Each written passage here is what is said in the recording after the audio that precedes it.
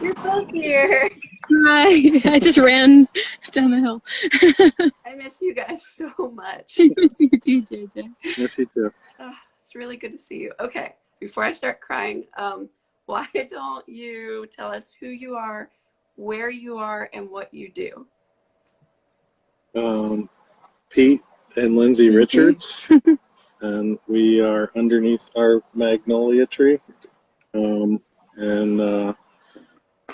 right now we hang out at home a lot, and we have a 2.5-year-old and a 10-month-old. But we also are Spiders, into lots of spiders. Lots of spiders. We own and operate Sign of the Wagon house concert series for the past almost 11 years, I guess. So. Wow. And that's in York City. What's that? I said, and that's in York City. Yes. And about how many shows, roughly, if you don't know the exact number, would you say you've done in that time? Ask Mr. Spreadsheet. Yeah, I started to tally it up, and it's it's in the hundreds. I don't even know how many. We started keeping track of artists in the beginning, but it's a lot. We were doing 2 to 4 of them a month for a long period of time there. The past 2.5 years haven't quite been to that level since we have a family now. And we took a break right before the second baby was born, and just kind of started getting back to it before this whole weird time started. Yeah, that place is so magical. I always say it's my absolute favorite place in York, maybe anywhere. The sense of community that you guys, have established there is just, I appreciate it so much. Do you want to tell people a little bit about Sign of the Wagon and how it works? Sure. So we bought Sign of the Wagon in 2009 from our good friend Maggie Cressman, who had redone. It's a big old Victorian house built by the architect J.A. Dempwolf back in 1904. 1904, right? And she had redone the place, and we'd gone to some events that she had thrown there, other small gatherings, and really loved the place. And when she moved to Milwaukee, she said we should buy it, and we said that was silly. We're not homeowner material. And then then we applied for the York Artist Homestead grant that they had. It was a forgivable loan turned into a grant if you were still doing live work art things in 5 years. I was trying to get artists to buy properties downtown, trying to get people to move in from out of town too, but it kind of ended shortly after us. Yeah. But there's still a few artists around from it, so that's cool. But yeah, and so the first floor of Sign of the Wagon is our live music venue and art gallery, and our kitchen as well. And then for 10 years we lived mostly on the second floor there, where we had a bedroom and living room and Lindsay's art studio. And then the third floor is a recording studio, practice space. And then in the basement is kind of a loungy area where we put a shuffleboard table that we bought with money from our wedding back in wedding gift 2015. Money. So that's we love playing shuffleboard, so that kind of landed right there. And people often said it belonged down there. People always said the floor looked like a shuffleboard table or floor or something. So yeah, so that's a quick tour of the whole house. Yes. Yeah, there you go. Yep. And you got to park at a meter though, just so you know. Pay the meter. Or a parking garage. Yeah. Yeah. We basically have concerts in the front of the first floor. Yeah. So I was going to ask how you might be passing the time during the last few months, but we're so tired. We're so tired. Yeah, well, with those kids, we haven't really been bored at all, I'd say. And we also had some friends helping us out with childcare And grandparents and things before the whole COVID thing struck. But that immediately dried up. People wanted to stay home, and we wanted them to stay home also. sure. But we didn't think it would be this long, of course. But and yeah. Pete's running a business from home also, so it's just a lot going on here. Very constant child care situation. I'm extra grateful to you for taking some time out of the precious nap time to talk to me a little bit. Yeah, if it was yesterday, it wouldn't have worked out. Neither kidnapped. So. I just literally ran from Greta's room down the hallway out here. I was like, come here. Sat down right as it started. I'm really glad it worked out. Do you want to talk a little bit about, when things get back to the point where we can gather together again safely in smaller spaces? What's next for Sign of the Wagon, or what will be the first things that you do when things are back up and running? Sure, great question. Yeah, we haven't really spent a whole lot of time on it. Kind of the last thing that we did there just before this whole thing was a podcast of local bands that Our York Media put on there. Of course, they're going through some changes as well. So that was a lot of fun, and I learned about some new local acts too. So pretty amazing. I think we canceled 4 shows during this Ralph thing. Rio was the first night that things started getting canceled. Was supposed to be his big birthday thing. Yeah, and then we had a Shine Delphi show cancel. One we were so excited about the other night, or just last night or something. Yeah, it never actually got booked, but it was we were so excited about it that I think I probably caused the whole COVID thing by saying how excited I was about a show inquiry that I got randomly and on Facebook, and then suddenly then COVID happened, so that shit didn't happen. But hoping we can get some shows going back on in the fall. But we also are trying to we have say this, but we moved the family out of, as the family started multiplying, we're like happy live in an event space with 2 little kids. So we have moved the family out of that house, and so we're about to we call it Sign of the Wagon 3.0, because it's like kind of the third version of it, where we're trying to really have a lot better events and figure out how we can try to make it sustainable and a lot more. Yeah. Use the space for a lot of other things, different kinds of events, and a lot more local stuff. Yeah, like if you ever wanted to put on a show but you're afraid to, it's kind of like a kind of perfect stepping stone kind of thing. Or kind of gathering space. Like music lessons or things. Yeah. Or an art show. You guys, so your picture has gone all wonky. Can everybody tell me in the chat if you can hear them okay? Can you hear us okay? Hello. I think I can hear you all right. How about Ron Benway? Can you tell us if you can hear them? Oh, now they've frozen.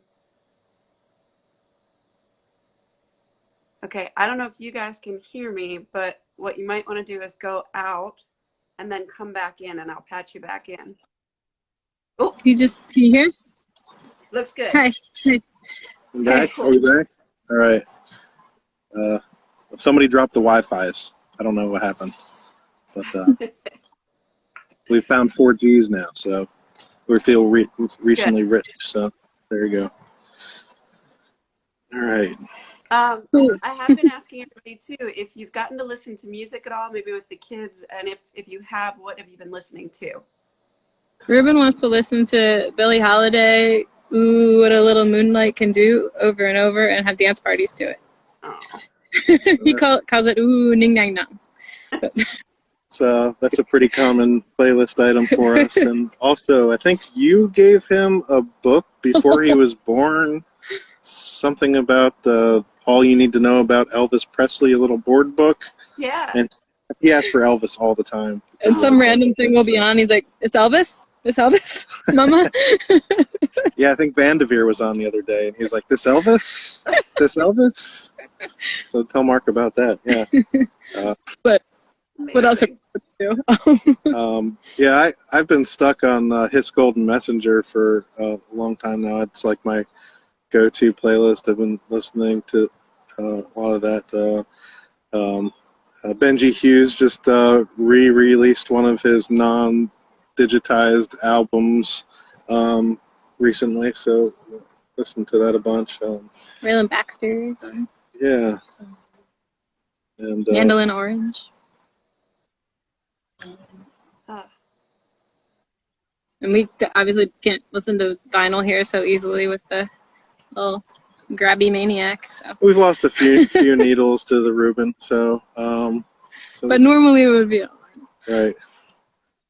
I gotta find a child-proof record player. If anybody knows about that, we'll read the comments here and find out those things. maybe fix that jukebox you have.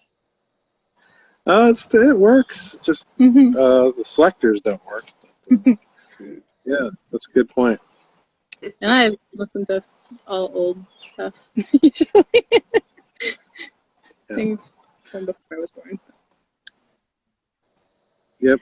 We've been playing a little bit of music with the kids too. So Ruben has a ukulele that he likes to strum along with, and sometimes he lets the baby Greta play the ukulele too. So She's got good rhythm.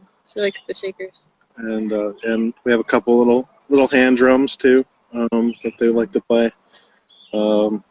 Seems like only one of us can strum an instrument while they're both there, though, because otherwise it turns into some sort of child battle. So we one of us has to strum and the other one has to play defense and guard the. Baxter was the first artist to play Cable House Oh yeah, cool. back in 2014, fall of 2014. Just reminiscing yesterday about the time that it just worked out that the duo version of Arc Life played on the same night as Raylan Baxter at Sign of the Wagon. Like it just happened to book on the same night. That was a good night. That was awesome. And a year ago today was the David Wax Museum duo too. So to put on the shirt this morning, I didn't even know. So subconsciously the date was in my head or something, but I was like, I gotta wear some sort of shirt that probably was involved in your interview thing here. So the other one was a Blakesley's shirt. That was the other one I was gonna put on. Yeah, I talked to Dan a week or two ago, and I talked to Suze a couple weeks ago. They also have two little kids at home, as you know, so they were kind of like, one or both of us will be there. I don't know, and it ended up being Suze, and yeah, we had a show booked with them for April 1st at Windridge Farm Cidery. It was going to be our first show somewhere other than Central Market. We've rescheduled it for August, but that's not looking like it's likely to work out. So we're going to keep trying, but they're such sweet people. Totally. Really love Yeah, we them. enjoyed getting to meet the kids when they were there a year ago. Yeah, managed to happen to be online when they were going live a few times during this pandemic too. It's just so great to see them playing and interacting, and I'm always surprised by how many of their songs I know. It's such a deep book of songs between the two of them. It's something super catchy that I really like. So. You know, now that you're saying this, about a year ago, I remember that show because when the band and you guys were all having dinner, their son and I sat in the living room and read books. He didn't want to eat; he wanted to read books, and so I got to have some baby time. And Ruben was rating the kids' food while he was reading books with you. I guess I remember he climbed up at the table. Was like, "I'm going to eat this." But it's such a family atmosphere at Sign of the Wagon. I mean, it just makes sense that they would have played there. You know, like that. They're such a good fit for what you do. Thanks. Yeah. What are you guys most looking forward to when all of this is behind us and it's safe to, gather again and we don't have those same concerns that we have now? What are you most looking forward to? Date night.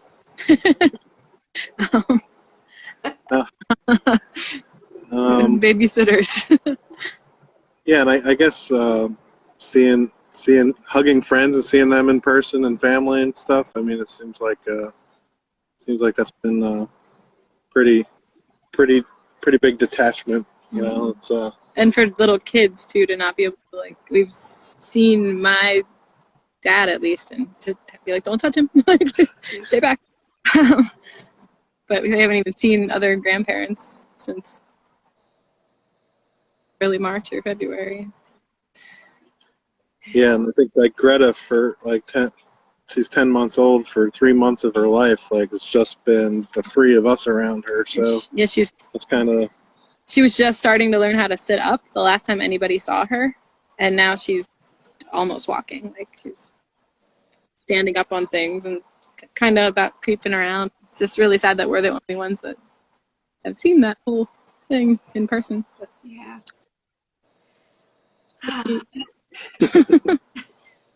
I'm looking forward to seeing people too, and especially seeing you guys and the kids. It's been longer than just that 3 months since I've gotten to see you. So I'm excited we get to do this today.